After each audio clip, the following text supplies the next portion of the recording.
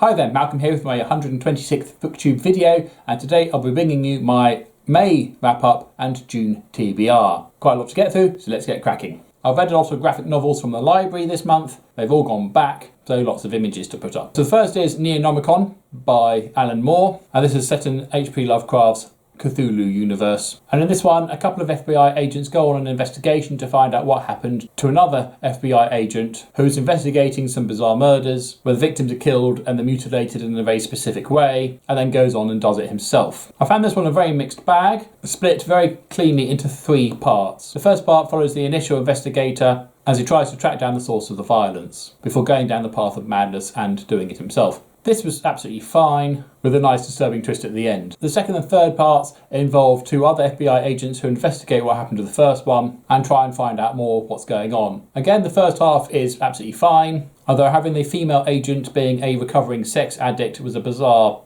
characterization thing to throw in there, but there you are. The investigation plods on okay until we get to the final part of the story, which suddenly takes a massive detour where she finds herself caught up in an otherworldly orgy where she's pretty much raped for several days straight.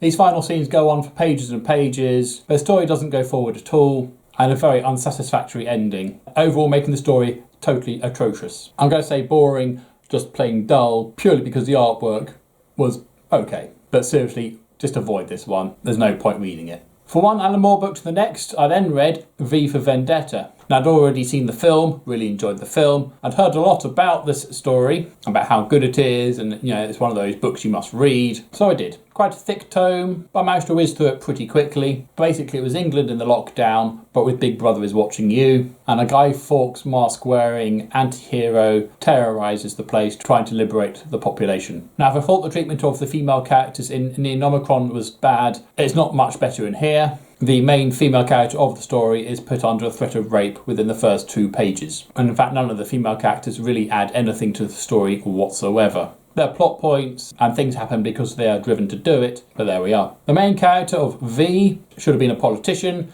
He's verbose without actually saying anything important or relevant or useful. I must say I was deeply disappointed in this book. I found the artwork horrendous. I really struggled with determining certain characters apart, but then I didn't care about the characters in the first place. It wasn't too much of a problem. And again, I'm going to say boring, just plain dull. Now, I know people absolutely love this book. You're allowed to love this book, but for me, it's a complete miss. Immediately after I finished reading it, I rewatched the film, which I felt did a very good job of bringing all the significant points out of the book and putting them on the screen. It's very true to the book in a lot of ways, and where it has changed things, I would say it's improved them a lot. The character of V is a lot more of a sympathetic and likeable character. The character of Evie, again, is not just some girl who is reacting to circumstances, but is able to take control and do things under her own power. And even the detectives on V's trail were very likeable, with a conclusion that made a lot more sense than that in the book. I found my experience of watching the film, having read the book, much richer, which is why I'm giving the book as high a score as I am. But there we go.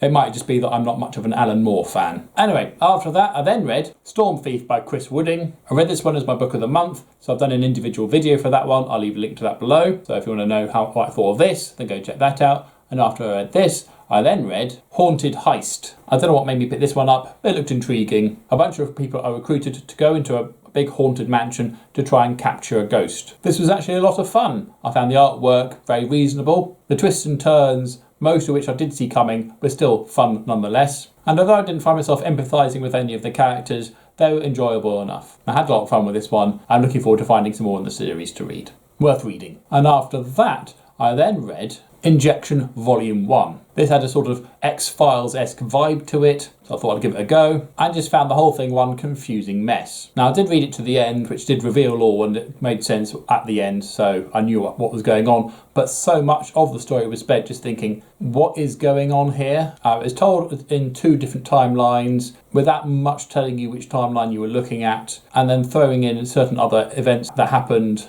and you're thinking, well, why is this even here? What's going on? Why do I care? I am kind of intrigued enough to perhaps try the next one now that I know a bit more about this world. But I would say the world building aspect of this book was pretty poor, and I was left in the dark for far too long for me to really enjoy the story. So boring, nonsensical. And then I read Jessica Jones' Alias. I've seen the first season of the TV show and Jessica Jones in The Defenders, getting round to watching season 2. So I do know a little bit about Jessica Jones already. And this does a very good job of following a disgruntled ex-superhero, private detective, as she works through some cases, some of which backfire. I felt the artwork fitted this type of story, and I had a lot of fun with it. Buy it. Then I read The Mighty Thor, Thunder in Their Veins. This is volume 1 of this series, although quite clearly a follow-on to previous adventures and stories. I've seen the film Thor, so I know of the character of Jane, and I do know that at some point she does pick up the mantle of being Thor and the hammer, but beyond that I don't know much about her character. And here we're introduced to her dying of cancer, apart from when she wields the hammer when she's the mighty Thor doing mighty deeds. And I was able to pick up the story nice and quickly, knowing roughly who people are and what's going on. Again, I had a lot of fun with this one. I enjoyed the artwork, I enjoyed the humour of Loki, and felt the whole thing went quite nicely. Worth buying. And then I did actually read a book, The Bellmaker. This is part of the Redwall series by Brian Jacks. And this is another story from the past, as they tell the stories of those who are long gone to the young ones around the fire. Previously we'd had the story of Mariel of Redwall. This is about her father and Mariel as they find themselves battling against a pair of foxes who've taken over a kingdom. And apart from that, it's a pretty standard fare for a Redwall book. Anthropomorphic animals eating lots of food. The rats and the foxes are the bad guys. All the other woodland creatures are the good guys. The toads stomp about a bit, being a bit of a nuisance. There's a couple of other predatory creatures. I think we've got sharks in this one. Quite gentle for the most part. Sometimes they can get a bit dark. This one didn't get too bad, although Brian Jacks is not afraid to bump off certain characters. I found myself having a good time with it. Certainly one of the more enjoyable of the series so far. Buy it. And after that, I then read Buffy the Vampire Slayer Unnatural Selection by Mel Odom. And this one, Buffy and the Scooby Gang face off against fairies. So far I've read mostly just novelisations of the TV episodes, so it's quite nice to read a brand new story. It felt just like an episode. It felt it would fit right in there. All the characters are who they're supposed to be. And the story was light and fluffy. No, nothing too serious going on here. Did exactly what it needed to have done. Worth reading. And finally, I then read Aliens vs Predator Deadliest of the Species, which is the main story in this omnibus, and at 304 pages long, was about 254 pages too long. This just went on and on and on. There's a big twist that isn't revealed until near the end, but is pretty obvious from the get-go, and you're just waiting for the characters to spot it. There's also a whole bunch of weird dream sequences or hallucinations or memory recalls which are just thrown in there, making no sense whatsoever. The plot, if I could call it that, loosely follows a supposedly artificial being who's a trophy wife to some bigwig conglomerate owner type chap who seems to have memories of a life that she never had,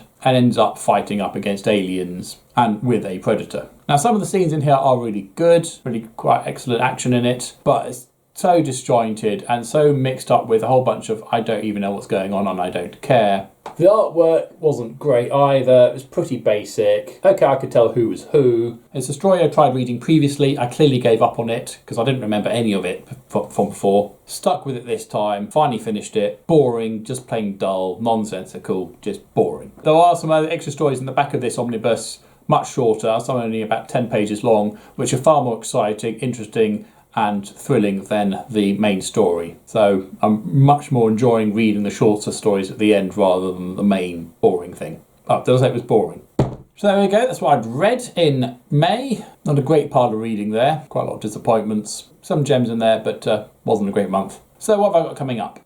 First off, I've got my book of the month, which is Firefly Life Signs by James Lovegrove. I've read the other 4 books that exist at the moment, so this is the 5th and so far last one. They're set between the end of the TV series and the film. And this develops a subplot that they were going to go into with the TV series, but because it got cancelled, they didn't get to. And that was the fact that Inara is dying of cancer. She does hint at it at one moment in the TV series. It mentions when in this book. I won't give it away. But she's dying of cancer, and the guys find out that some doctor has potentially developed a miracle cure. They just got to go and find him on a prison planet. All good stuff. And once I've read that, I'll then move on to StarCraft Evolution by Timothy Zahn. You can see I've already started this one. I was going to read it last month, but ran out a month. And this one continues the story after the conclusion of the trilogy of games. The war between the 3 races is over. All 3 civilizations are in tatters, but some Zerg somewhere is up to no good. Possibly, maybe, we don't know.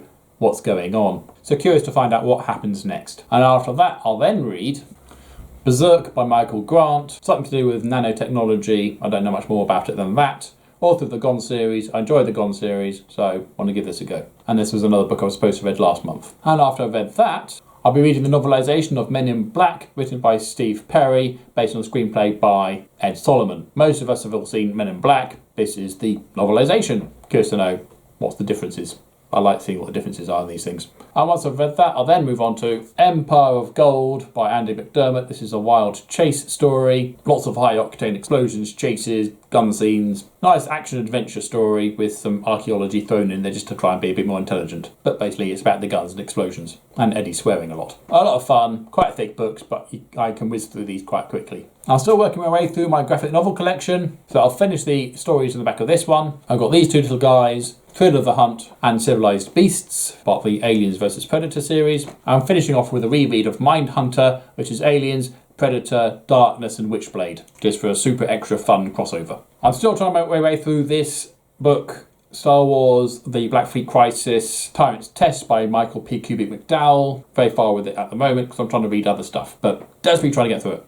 I also read to other people in the household. To my youngest, I'm still reading Free Gladers by Paul Stewart, illustrated by Chris Riddle, one of the Edge Chronicles, and the third book of the Rook Barkwater trilogy. To my oldest, I'm still reading Lion Adventure by Willard Price. And to my wife, I'm reading Soulbinder by Sebastian de Castell, book 4 of the Spellslinger series, following failed mage Kellen and his squirrel cat partner, Righteous, as he goes off on another adventure, this time trying to find the temple that might actually cure him of this dreaded Shadow Black, for which his people are trying to kill him, and it's also killing him as well anyway. As of filming this on the 6th, we've already finished this, so I'm now reading Professor Bernice Summerfield and the Dead Men Diaries, a series of short stories edited by Paul Cornell. I don't know anything about Professor Bernice Summerfield. Apparently she's a companion to the 8th Doctor in the novels and graphic novels, never seen on screen, and she proved to be such a popular character that she had her own spin-off series, and this is a book from that. My wife's got quite a lot of these. Anyway, we were going to read June by Frank Herbert in anticipation of the new film coming out. We haven't managed to get hold of a copy, and it's a case of, well, what do we need? We need to read something, because we've just finished Soulbinder. So she said, oh, let's try something completely different. So we are. So we're already 2 stories in. There's lots of adventures of this archaeologist in the future,